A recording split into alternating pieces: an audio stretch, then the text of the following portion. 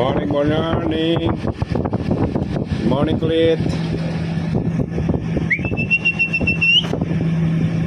Come.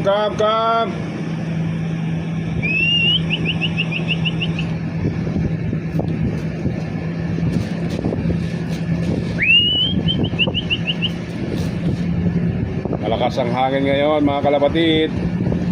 Medyo makakwan yung alon, malikot. Medyo mauga din yung barko natin.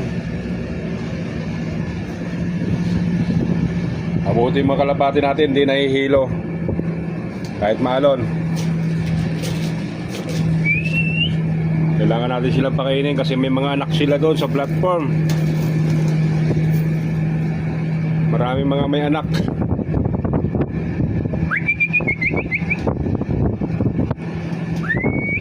Tapos yung binibreed natin dyan, ilang araw na lang yan.